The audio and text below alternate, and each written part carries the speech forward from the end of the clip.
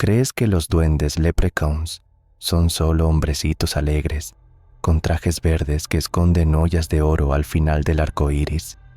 ¿Y si te dijera que el sonriente mascota de tu caja de cereales, el personaje juguetón de los cuentos infantiles y la figura risueña de las decoraciones del Día de San Patricio son, en realidad, máscaras cuidadosamente fabricadas para encubrir algo mucho más oscuro? La verdad sobre los leprechauns ha sido borrada de forma sistemática, limpiada y reemplazada por una ficción amable que cumple un propósito que pocos comprenden. Los relatos más antiguos de lo que hoy llamamos leprechauns aparecen en manuscritos irlandeses medievales, pero no eran los zapateros joviales de la imaginación moderna. Se los clasificaba entre los Fir de Arc, los hombres rojos, criaturas feéricas solitarias y maliciosas, conocidas por su crueldad y su naturaleza vengativa. La transformación de este ser en algo inofensivo no es casual. Es una ocultación deliberada que lleva siglos en marcha. El primer encuentro moderno documentado ocurrió en 1837, en el condado de Cork, Irlanda. Los registros locales mencionan a un granjero llamado Seamus Ali, quien desapareció durante 3 días tras afirmar que había capturado a un hombrecito vestido de rojo. Cuando Ali regresó, le faltaban 3 dedos de la mano derecha. Se negó a hablar de lo sucedido. Sus vecinos aseguraron que, durante semanas, escucharon una risa extraña proveniente de su propiedad. La granja de Ali se arruinó la temporada siguiente. Su ganado murió misteriosamente, y exactamente 1 año después, fue hallado colgado de las vigas del granero.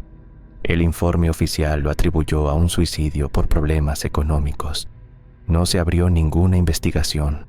Durante la década de 1840, en plena gran hambruna, los reportes de figuras pequeñas y extrañas aumentaron de forma drástica en el campo irlandés. Personas desesperadas, muriéndose de hambre, contaban encuentros con seres que ofrecían comida o riqueza a cambio de pequeños servicios.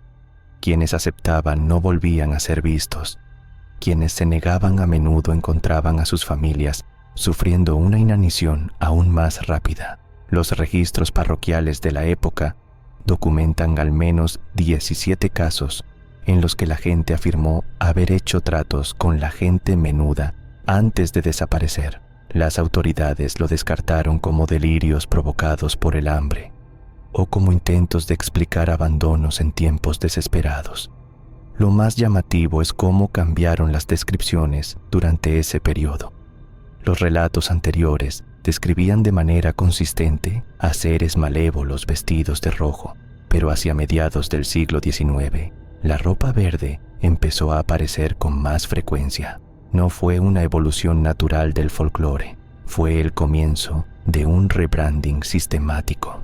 En 1853, el folclorista británico William Toms publicó fábulas y cuentos de hadas del campesinado irlandés, presentando la primera versión higienizada de las historias de leprechauns. Toms trabajaba para el Museo Británico, pero tenía conexiones sospechosas con varias sociedades ocultistas activas en Londres por entonces. Sus notas del manuscrito, selladas hasta 1972 y hoy desaparecidas de manera misteriosa de los archivos de la Biblioteca Británica, supuestamente contenían relatos mucho más oscuros que lo que publicó. Un bibliotecario que las vio antes de que se esfumaran las describió como testimonios inquietantes de rituales de sangre y entidades parasitarias, muy lejos de los cuentos fantasiosos que Toms presentó al público. La comercialización y la dulcificación se aceleraron a inicios del siglo XX, especialmente en Estados Unidos. Para la década de 1920, la transformación de entidad malévola a amuleto de buena suerte estaba casi completa. Este periodo coincide con una caída brusca en los reportes de encuentros, no porque el fenómeno desapareciera, sino porque cambió la manera de contarlo. A cualquiera que viviera algo que no encajara con la nueva narrativa alegre, se le ridiculizaba, se le desacreditaba o se le diagnosticaban distintos trastornos mentales.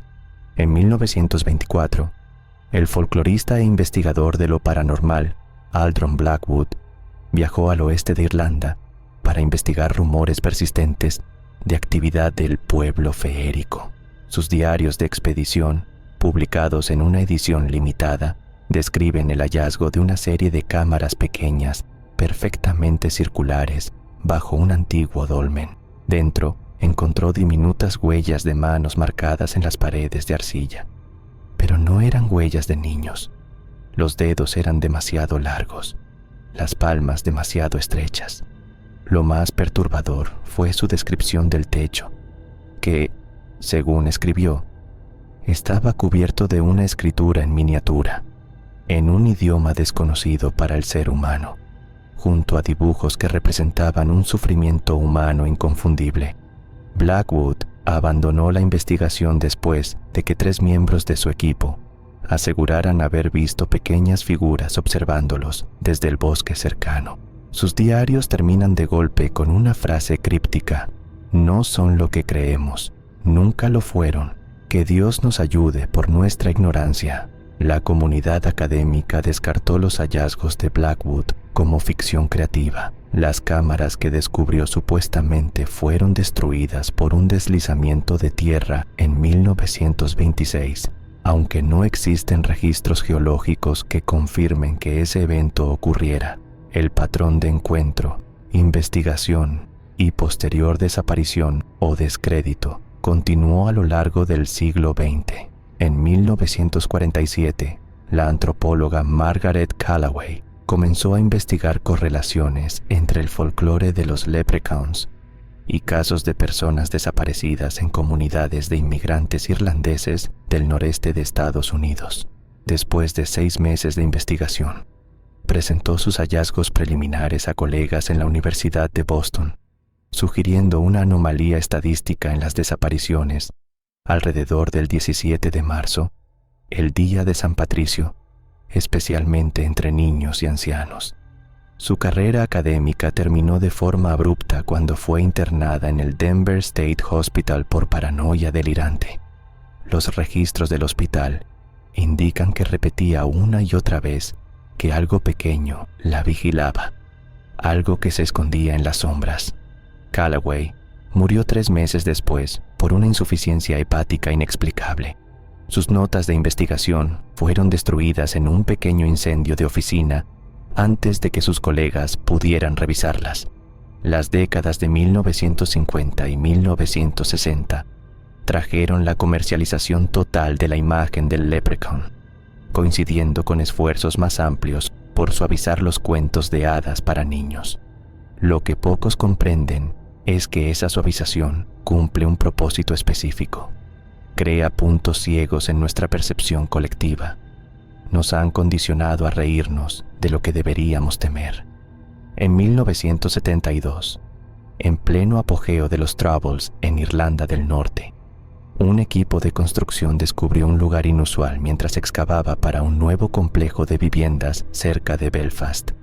Testimonios de los trabajadores describen el hallazgo de una cámara circular de piedra, a unos 6 metros bajo tierra, que contenía pequeños esqueletos que al principio se creyeron restos de niños. El forense, el Dr. James Harrington, observó anomalías que nunca se hicieron públicas. Las proporciones no encajaban. Las extremidades eran demasiado largas, las órbitas oculares demasiado grandes y los dientes no se parecían a nada descrito en la literatura médica. Antes de que pudiera hacerse una documentación completa, el sitio fue sellado por funcionarios del gobierno, alegando importancia arqueológica. No se publicó ningún informe y el proyecto de viviendas fue trasladado a otra zona. Harrington renunció poco después y desapareció mientras hacía senderismo en las montañas de Mourne. Su cuerpo nunca fue recuperado. Durante los años 80, el patrón continuó con reportes aislados en Irlanda, Escocia y en regiones con grandes comunidades de la diáspora irlandesa. En 1983, el pequeño pueblo pesquero de Dunkin, en la península de Dingle, vivió una serie de sucesos extraños que comenzaron el 10 de marzo, y terminaron con exactitud el 17 de marzo. 7 niños dijeron haber visto a un hombrecito de dedos largos mirándolos desde las rocas cerca del puerto. Los adultos descartaron la historia, hasta que el ganado empezó a morir. Cabras, ovejas y vacas aparecían con incisiones precisas, sin sangre. La mañana del día 17, 2 niños no bajaron a desayunar. El pueblo organizó una búsqueda y no encontró nada. Al atardecer, los niños desaparecidos salieron caminando del mar, ilesos y sin recordar nada de la semana anterior. Ambos sufrían una anemia inexplicable que requirió hospitalización. Ninguno de los dos volvió a acercarse al agua. Cuando la policía local los entrevistó, los 2 niños dibujaron imágenes idénticas. Una figura humanoide pequeña, con extremidades alargadas y ojos desproporcionadamente grandes. El caso nunca se resolvió oficialmente. La folclorista estadounidense, la doctora Ellen Marsh, investigó el incidente de Duncan en 1987 y lo conectó con sucesos similares a lo largo de la costa oeste de Irlanda. Su artículo, enviado al Journal of Folk Studies, fue rechazado sin explicación. Marsh continuó investigando por su cuenta hasta 1989, cuando, según contó, empezó a sufrir intrusiones en su casa. Algo pequeño, que se movía demasiado rápido como para verlo con claridad. Tras instalar cámaras, captó lo que describió como la grabación de una entidad humanoide de aproximadamente 1 metro de altura, moviéndose con una velocidad imposible. Ese material nunca se hizo público. La investigación de Marsh se terminó cuando su casa se incendió en 1990, supuestamente por un problema eléctrico. Ella sobrevivió, pero se negó a volver a hablar del tema y cambió de vida. Dejó su trabajo y se hizo contadora. El patrón se vuelve más claro cuando miras el folclore global. Entidades similares aparecen en culturas de todo el mundo, desde los Koropokuru japoneses hasta los Menehune hawaianos, desde los Tomte escandinavos hasta los kobolds germánicos. Las descripciones cambian, pero los elementos clave se repiten. Seres humanoides pequeños con habilidades mágicas, vínculos con la tierra o con moradas subterráneas, y una actitud ambivalente o directamente hostil hacia los humanos. Esto no es simple difusión cultural. Son muchas culturas encontrándose con el mismo fenómeno e interpretándolo a través de su propia lente. Lo más inquietante es cómo los medios modernos se han usado como un arma para ocultar la verdad. La película de terror Leprechaun, 1993, parecía intentar reconectar con la naturaleza malévola original de estas entidades, pero enseguida fue neutralizada cuando derivó hacia lo ridículo, lo camp y la parodia. Ese es el patrón. Cualquier intento de mostrar la realidad se diluye rápidamente, se ridiculiza o se transforma en entretenimiento. El propio título de este video hará que algunos lo descarten al instante como ficción o clickbait.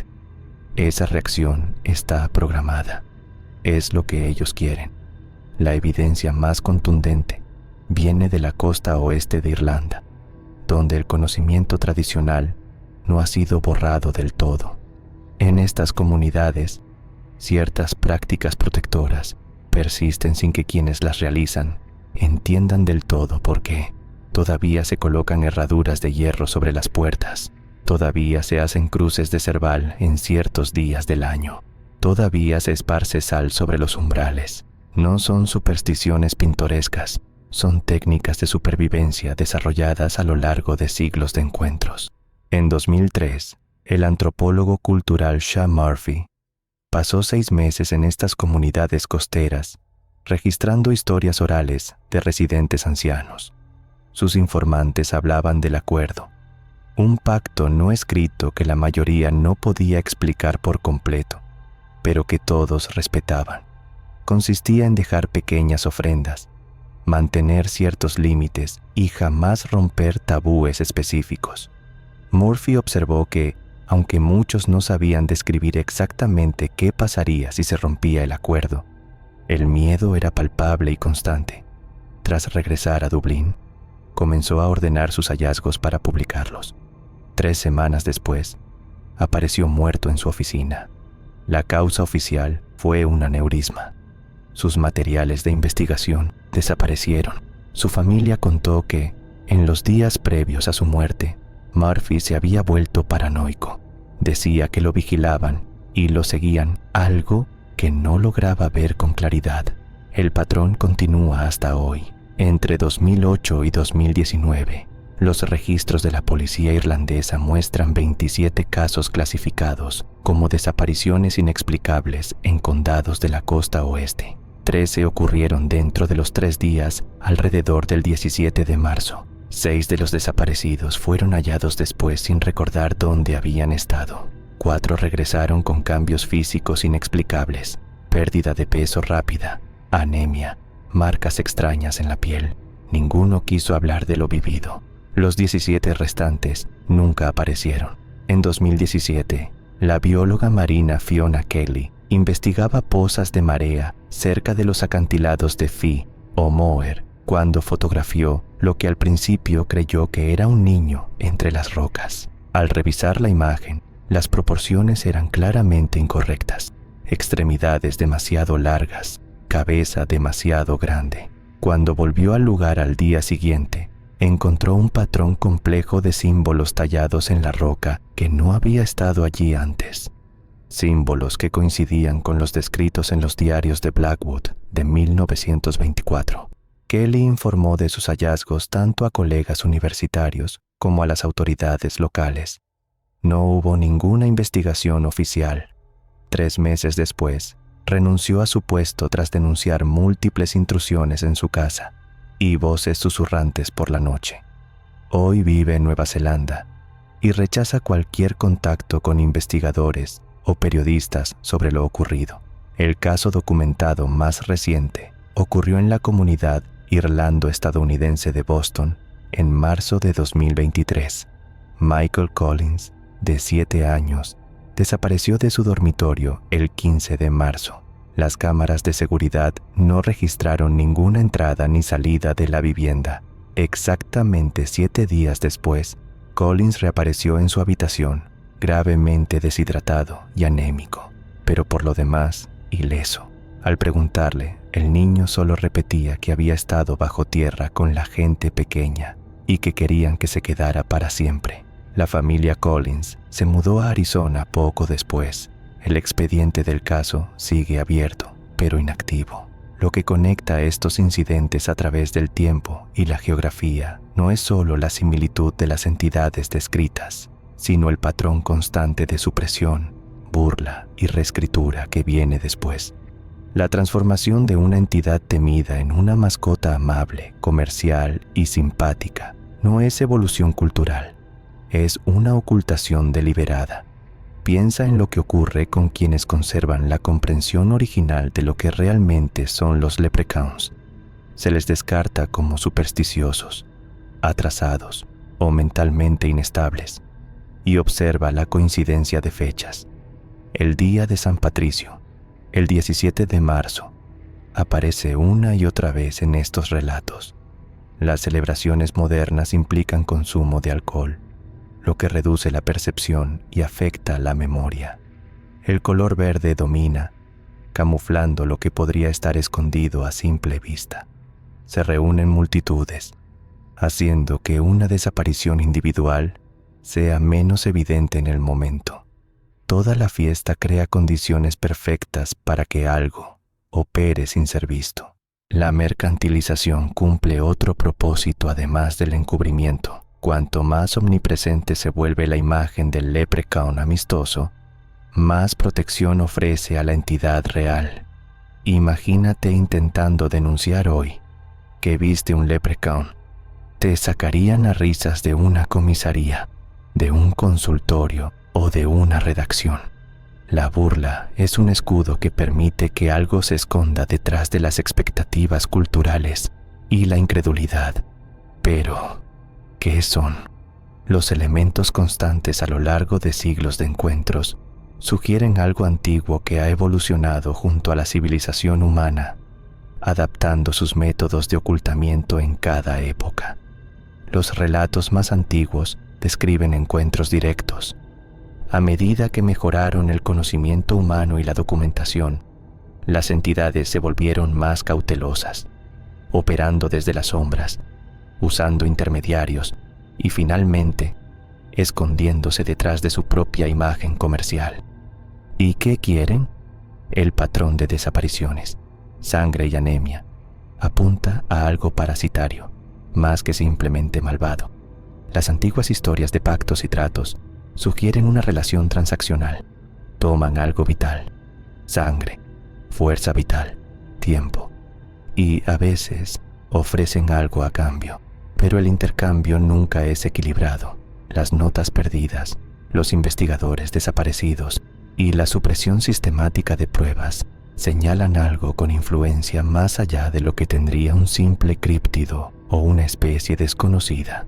Estas entidades parecen tener defensores, colaboradores o quizá agentes involuntarios dentro de posiciones de autoridad. El patrón es demasiado consistente como para ser coincidencia. Sigues mirando. Te has reído de esta ridícula teoría conspirativa. Esa reacción los protege. Tu incredulidad es su escudo más fuerte. Se han pasado siglos cultivando esa incredulidad. Piénsalo. ¿Cuándo fue la última vez que viste una representación realista de estas criaturas en los medios? No los muñequitos caricaturescos de las cajas de cereales o las decoraciones de fiesta, sino algo que encaje con las descripciones originales de los relatos medievales. Extremidades alargadas, ojos demasiado grandes, dientes anómalos, una naturaleza depredadora. Esos elementos han sido eliminados sistemáticamente de nuestra conciencia cultural.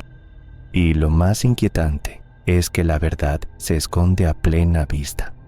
La saga de películas de terror, que empezó en 1993, contiene rasgos de folclore auténtico que por algún motivo lograron colarse entre los filtros culturales. La obsesión por el oro, los deseos concedidos con consecuencias terribles, el carácter vengativo. Pero todo eso se presentó como ficción, como entretenimiento, asegurando que cualquiera que lo relacionara con experiencias reales fuera tomado por loco o por fabulador. ¿Y qué está pasando ahora? Los reportes continúan, pero casi nunca llegan a la atención general. Entre 2015 y 2024, el patrón se mantiene. Desapariciones cerca de fechas tradicionales, encuentros inexplicables en zonas con conexiones históricas y el silencio posterior de los testigos. Las redes sociales han hecho más fácil compartir experiencias y más difícil que alguien las tome en serio. Cualquier relato se etiqueta al instante como creepypasta, ficción o búsqueda de atención. Se ha creado el camuflaje perfecto, un mundo donde la verdad se asume automáticamente como mentira. En 2021, un hilo de Reddit en R Paranormal describió un encuentro cerca de Galway que encajaba con los patrones históricos con una precisión escalofriante. Una figura humanoide pequeña vista cerca de una formación de piedra antigua, seguida de fallos electrónicos, intrusiones en casa y, al final, la decisión del autor de abandonar Irlanda por completo. El hilo fue eliminado en menos de 48 horas por violar las normas. La cuenta del usuario desapareció. Los intentos de contactarlo por otros medios no dieron resultado. Llevo 7 años investigando este fenómeno. He reunido más de 300 testimonios que abarcan 4 siglos. He entrevistado testigos, revisado registros policiales y visitado lugares donde se reportó actividad. 3 personas que aportaron información clave dejaron de responder de un día para otro. Una, de forma explícita, dijo que la estaban observando antes de desaparecer por completo de redes. He recibido correos anónimos que no contenían nada más que coordenadas hacia zonas remotas del oeste de Irlanda. 2 veces encontré huellas pequeñas fuera de mi casa, demasiado pequeñas para un niño. y con una separación extraña entre los dedos. El pasado marzo instalé cámaras con sensor de movimiento alrededor de mi propiedad. La mañana del 17 de marzo, todas fallaron al mismo tiempo durante exactamente 3 horas y 17 minutos. Cuando volvieron, había un patrón dibujado en la tierra bajo la ventana de mi habitación, una espiral con símbolos que coincidían con los del diario de Blackwood y con las marcas fotografiadas por la doctora Kelly en 2017. No me acerqué, lo fotografié desde la ventana. Al anochecer, la lluvia lo había borrado. No voy a publicar mi nombre con esta información por razones obvias. He organizado que esta investigación se libere a través de terceros que no conocen mi identidad. Si me ocurre algo, al menos estos datos sobrevivirán. ¿Qué deberías hacer con esto? Primero, entiende que saber te protege. En el registro histórico, quienes reconocieron el peligro y tomaron precauciones tradicionales salieron mejor parados que quienes se mantuvieron ignorantes. Hierro, sal, madera de cerval y límites estrictos aparecen una y otra vez como medidas defensivas en testimonios de quienes sobrevivieron. Segundo, mantente especialmente alerta durante la semana que rodea al 17 de marzo. La actividad se dispara en ese periodo, con la mayor concentración de desapariciones en el propio día. Si vives en zonas con herencia irlandesa o conexiones históricas, sobre todo regiones costeras o lugares con estructuras megalíticas y piedras antiguas, el riesgo podría ser mayor. Tercero, y lo más importante, si te encuentras con algo pequeño que no se mueve bien, que no parece del todo humano pese a su forma y tamaño, no interactúes, no hagas tratos, no aceptes regalos, no lo sigas. Por mucha curiosidad que sientas o por tentador que sea lo que te prometa, innumerables desapariciones empiezan exactamente así. Alguien sigue a una figura pequeña solo para ver a dónde va. La verdadera naturaleza de los leprechauns, o de lo que sea que estas entidades sean en realidad, permanece oculta tras siglos de manipulación cultural deliberada. Las figuras sonrientes vestidas de verde de la imaginería moderna son el camuflaje perfecto para algo antiguo y depredador que sigue operando en las sombras de nuestra incredulidad. Puedes descartar todo lo que acabas de oír. Te han entrenado para hacer exactamente eso. Pero esta noche, cuando apagues la luz, cuando te quedes a solas en la oscuridad, escucha con atención. Ese rasguño sutil puede ser solo la casa asentándose. Esa voz en susurro puede ser solo el viento. Ese movimiento rápido en el rabillo del ojo puede ser nada. O puede ser lo que se esconde detrás de la máscara de tu incredulidad. Ahora sabes lo que mira desde las sombras. Ahora sabes por qué convirtieron algo temido en algo ridículo. Y ahora ellos saben que tú lo sabes. Si has llegado hasta el final, escribe "Yo los veo ahora" en los comentarios.